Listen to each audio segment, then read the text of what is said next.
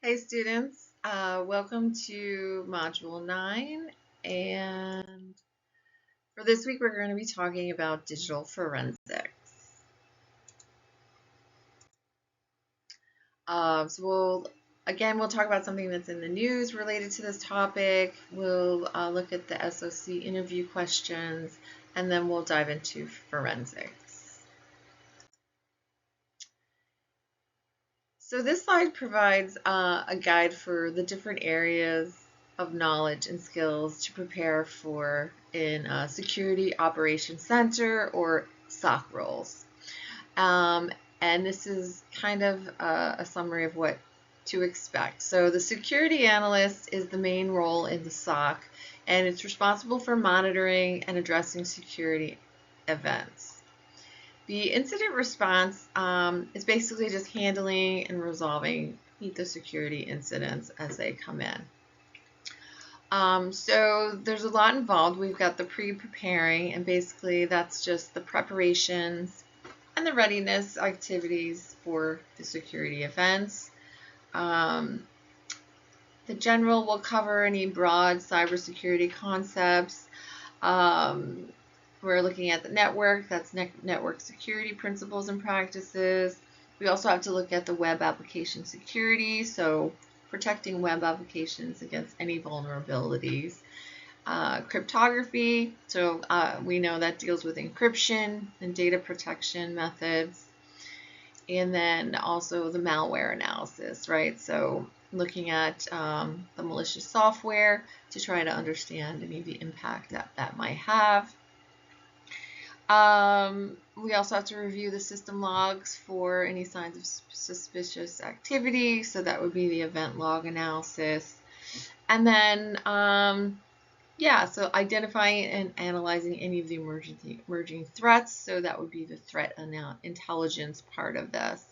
And so these are, basically the range of topics that you would encounter in a SOC interview, and that link there is a great source for questions.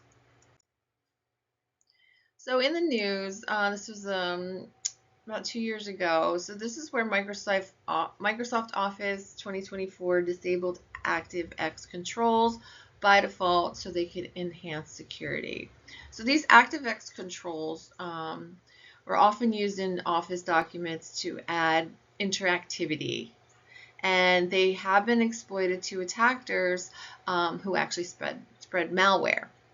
So by disabling them, Microsoft wanted to reduce the risk of malicious code execution within Office applications.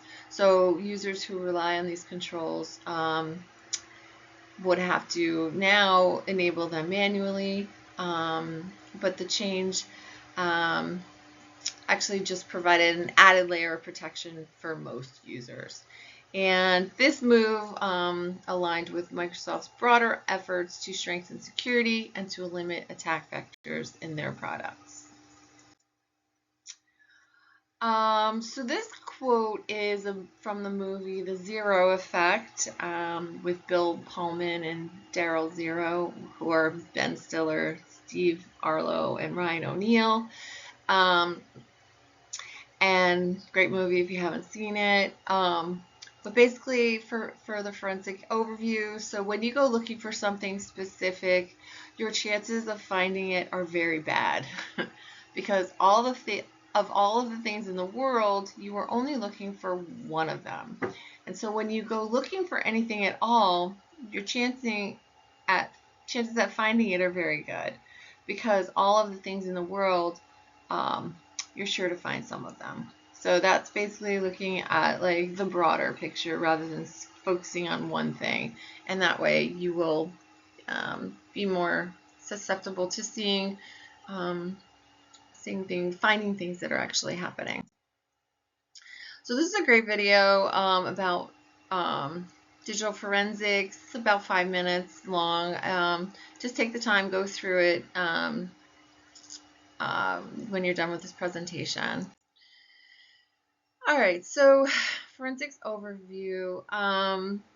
So these are some of the key questions and concepts that are in digital forensics, right? So first of all, why are we looking? So what is the purpose or goal of conducting a forensic investigation? So this would be like identifying security incidents or just trying to understand system behavior. And then we ask the question, so what is normal? So here we want to establish a baseline for typical system or network activity. And this way we can identify anomalies to see, what's happening, what's not supposed to be happening. And the next question is where do we look? So we need to identify the locations, the logs, or the data sources that may contain the relative forensic information that we need. And then the next question is how do we gather this evidence, right? So what are the techniques and the best practices for collecting evidence without altering or damaging the evidence itself? And then finally, what to know. So this is the important knowledge or the considerations that we need to take to effectively conduct and interpret forensic analysis. And this is a great guide to approaching forensic investigations in a systematic way. So here, let's talk about, the reasons why we conduct forensic investigations. So the first thing would be intrusion, right? So investigating suspicious activities to confirm if a security breach occurred, also performing post-mortem analysis, and then evidence gathering, right? And then the investigation, so conducting internal investigations or criminal investigations to uncover potential misconduct or violations. And then we have the legal discovery, right? So that's gathering information for legal cases, either in civil or criminal contexts. And so these categories just highlight the different scenarios where forensic analysis may be necessary. And each of them have different objectives and different legal implications.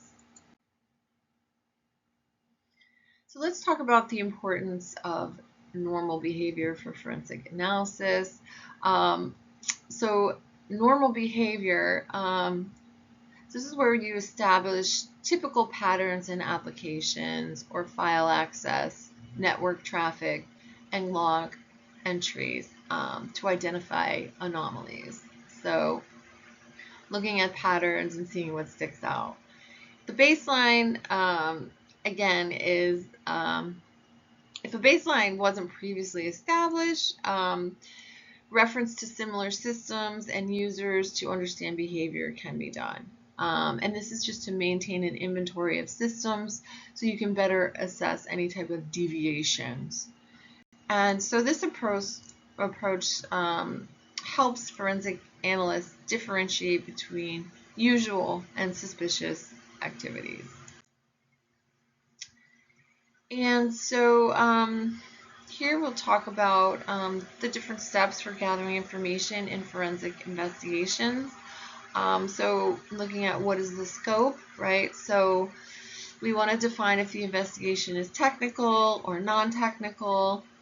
We want to examine the affected areas. So here's where you would collect data from all potentially impacted sources, and that would include the security information, event management, the system logs, any of the network traffic data on the packet captures, the server logs, and also email, so inspecting the systems and the message headers for relevant information. And so these steps just ensure a thorough examination of systems that may contain evidence related to the investigation. So how to gather the forensic evidence. So we have this thing called a chain of custody, and that's where we ensure evidence integrity with forensic copies, access logs, and secure storage. And then there's the reality, forensics versus service, which is basically a balancing forensic requirements with practical factors, things like respecting data owners' rights and conducting a cost analysis.